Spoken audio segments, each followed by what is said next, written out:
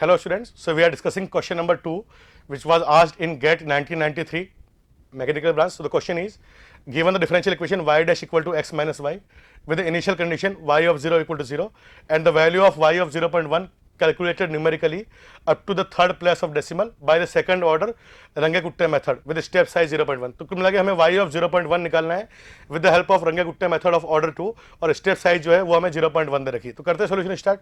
तो बहुत simple question होते हैं इस टाइप के क्वेश्चन, बट हमें फॉर्मूलाज बस याद करने की जरूरत है। तो देखिए, अगर मुझे Runge-Kutta मेथड यूज करना है तो उसके लिए क्या है, सबसे पहली चीज कुछ स्टेप्स हमारी वो हमें ध्यान रखनी है। y डैश दिया हुआ आपको x माइनस वाई है ना, ये फंक्शन ऑफ x कमा y हो गया।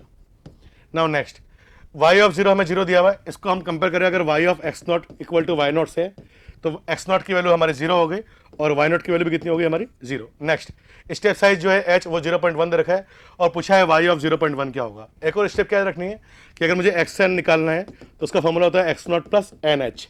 यहाँ पे हम n की वैल्यू जो है वो 0,1,2 में एक नॉन नेगेटिव इंटीजर है।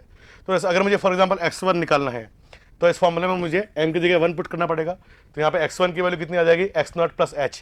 तो x नॉट की वैल्यू 0 है, h की वैल्यू 0.1 है, तो आप पुट करो तो वो आएगा 0.1। ऐसे अगर हमें x2 या x3 भी निकालना हो तो हम n को 2 और 3 पुट करके रेस्पेक्टिवली आंसर निकाल सकते हैं। नाउ नेक्स्ट, अब हमें अप्लाई करना है Runge-Kutta मेथड ऑफ ऑर्डर 2। तो देखिए, Runge-Kutta मेथड ऑफ ऑर्डर 2 में क्या होता है, अगर मुझे yn+1 निकालना है ना, तो पहले ये चीज़ आप डायरेक्ट याद रखिएगा। तो अगर मुझे yn+1 निकालना है तो उसका फॉर्मूला होता है yn प्लस के।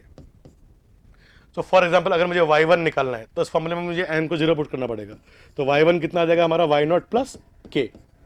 नाउ अब y1, अब हमें ये देखना है कि अगर मुझे y2 निकालना है तो इस फॉर्मूले में मुझे n को 1 पुट करना पड़ेगा। अब बात हो रही है हमें निकालना क्या है। तो देखिए, सबसे पहली चीज y1 का मतलब होता है y ऑफ x1, y2 का मतलब हुआ y of x2, means yn का मतलब क्या हुआ y ऑफ xn। तो फिर से रिपीट कर रहे हैं हम, y1 का मतलब हुआ y ऑफ x1 और x1 की वैल्यू कितनी है 0.1, तो इसका मतलब इनडायरेक्टली कितना हुआ y ऑफ 0.1। और देखिए, हमें पूछा भी y ऑफ 0.1 है, इसका मतलब हमें केवल y1 से मतलब है, y1 के आगे नहीं जाना है, मीन्स y2 y3 निकालने की जरूरत नहीं है। तो इसका मतलब हमें y1 निकालना है। तो देखिए, इस वाले क्वेश्चन में y1 कब आएगा, जब आप n को 0 पुट करोगे। तो पहली बात तो याद रखना n को हमें 0 पुट करना है। नेक्स्ट, अब जो k1 और k1 का फॉर्मूला होता है हमारा h into function of xn yn, but n को हम 0 पुट करेंगे तो यहाँ कितना आएगा x नॉट y नॉट। ऐसे k2 का फॉर्मूला होता है हमारा h into function of x not plus h y not plus k1, है ना। अब अगेन फॉर्मूला होता है हमारा h into F of xn plus h yn plus k1, but अगर हम n को जब 0 पुट करेंगे तो हो जाएगा h into F of x not plus h y not plus k1। Now और k की वैल्यू कितनी है हमारी, k होता है हमारा 1/2 इंटू k1 प्लस k2। तो यहाँ पे कितना आ जाएगा 1/2 इंटू k1 प्लस k2। तो देखिए, ये क्वेश्चन आपको समझ में आ गई होगी कि y1 कितना हुआ y not plus half into k1 plus k2। देखिए, तो एक बार मैं सारी चीज़ हटा देता हूँ उसको और पूरा रफ कर उसको हटा देते हैं और पूरा सोल्व करते हैं। तो पहले देखते हैं k1 की वैल्यू क्या होगी। तो मैं k1 को सोल्व कर रहा हूँ। तो h दिया हुआ 0.1। Now next, function of x not y not, x not 0 दिया हुआ है और y नॉट की वैल्यू भी कितनी है हमारी 0। तो अगर मैं x नॉट को 0 और y नॉट को 0 पुट करूंगा तो यहाँ पे आएगा फंक्शन ऑफ 0,0। तो देखिए, ये जो फंक्शन है ये है फंक्शन ऑफ x, y। तो फंक्शन ऑफ 0,0 मतलब x को भी 0 पुट करना है, y को भी 0 पुट करना है। तो 0 माइनस 0 कितना हो गया 0, तो इसकी वैल्यू हो गई 0। तो 0 इंटू 0.1 कितना हो गया 0। तो यहाँ से समझ में ये आया कि जो k1 है उसकी वैल्यू हमारी k1 की वैल्यू हमारी 0 आ रही है। नाउ अब हमें निकालना है k2।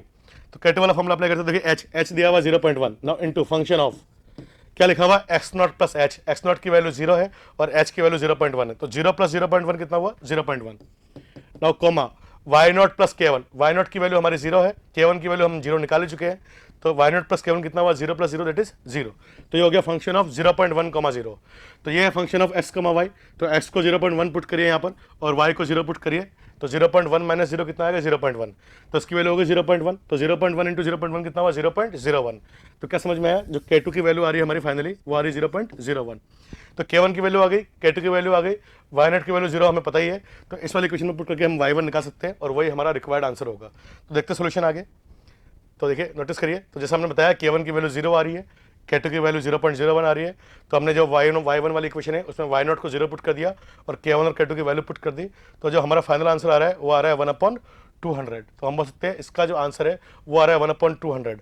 अब इसको आप डेसिमल में कन्वर्ट कर दीजिए और आपको जो आंसर लिखना है बिकॉज वो डेसिमल की फॉर्म में लिखना है। Thank you. If you really like the video, please hit the like button, share the video, subscribe to our YouTube channel and press the bell icon for the latest updates. Thank you.